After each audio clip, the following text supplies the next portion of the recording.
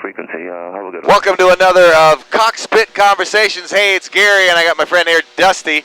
Now, we're actually in the cockpit on one of my Beyond First Class Mastermind programs, so if the air traffic controller has to talk to us, I'll put my finger up. That means, hold on, Dusty, hold on, Gary, and then we'll deal with that and then get back with you. All right, so the wealthy people know Dusty. So Dusty does some cool stuff, particularly in the investment field. So Dusty, tell everybody what it is that you actually do. It's kind of cool if you're looking for financial protection. If you're not there yet, remember him, follow him, so you'll get there. All right, fire away. Well, thanks so much, Larry, for having us. This has been a great trip. No problem. A really very unique experience, like right? Unrepeatable. Just Thank you. Very. Especially getting to come in the cockpit. That's kind of cool, huh? Exactly. Taking off out of NASA, I mean, it's wonderful. So thank you for that. Yeah. And what we do, we kind of start with, we say, you know, the number one expense that any successful American is going to pay over their lifetime is taxes. It's taxes. And so when you add up, you know, income tax and employment tax, and then licenses, sales tax. How many licenses do you have to get for this airplane? Ridiculous, right? Fuel tax, you know, airport, we're just taxed to death. Sure. So we say if we start there and find a way to legally limit the taxation, then we're ahead of the game. Yes. Afternoon. You're good.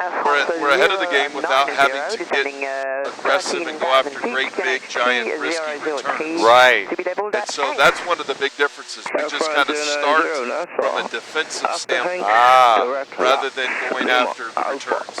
So when should somebody start that? I know it's going to be as soon as possible, right? But I mean, that would be the right answer, I guess. Yes. So how do you set somebody for that? I mean, of course, it depends on if somebody doesn't have a lot of wealth yet, but they need to be proactive in thinking, you know, I'm going to get there. So if I'm the going to get there person, where do we start? It's a great point, because you don't start when you get a giant tax bill, because at that point Too late. it's too Yeah, late. you're not prepping. And so, and we have that conversation many times, like, well, we can't help you this year, but we can help you next year, and it's often a very stark difference. Right. So like you mentioned, proactive is a great word. And one of the things we want business owners and entrepreneurs to realize is their CPA is not a bad person, right?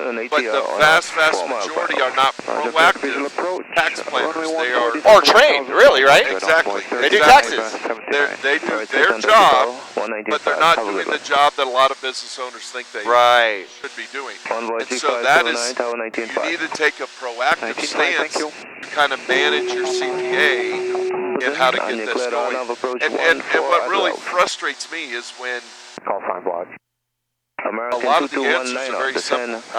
They're just simple entities or simple planning ahead, thinking ahead.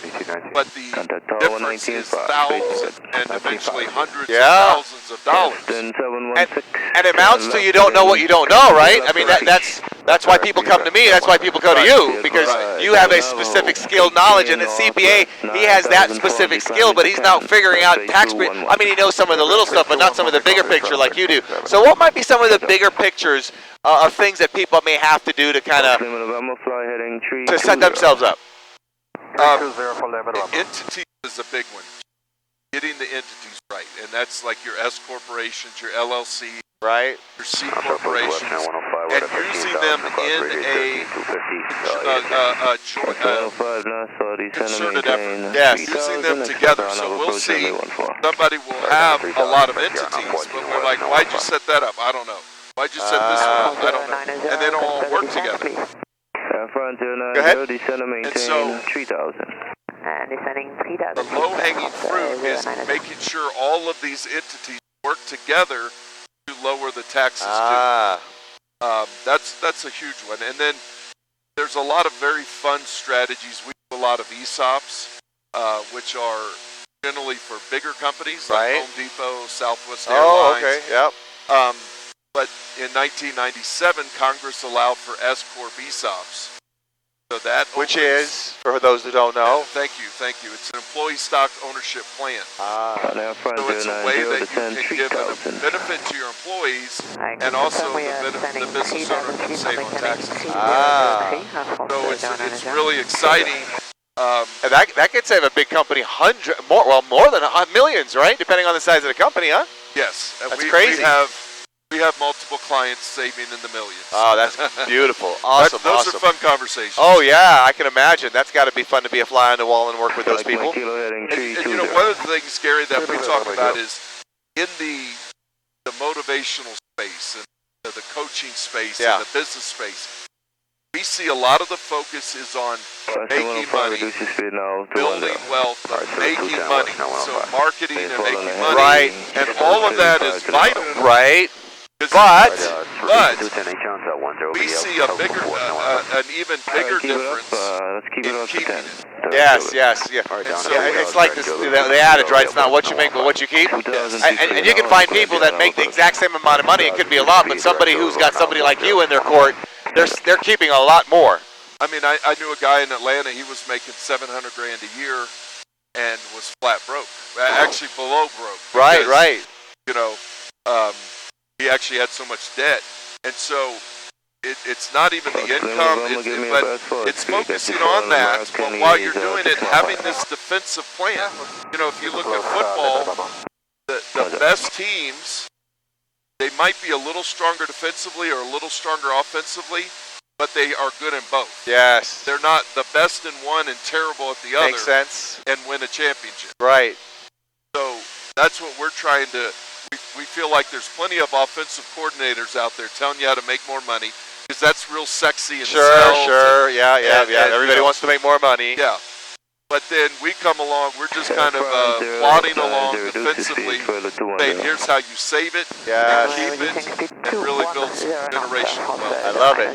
So, Dusty, how do people get a hold of you? DustyRollins.com. Easy enough. My email is dusty@DustyRollins.com. And if they just Google me, they would get there. We don't have a huge media presence, social media presence. We're really word of mouth with what we do, but we're always happy to talk to someone and see if we can help. Yeah, good stuff. All right. 125.7. We'll see you. All right, you have a good one. You do the same. Great work. No problem.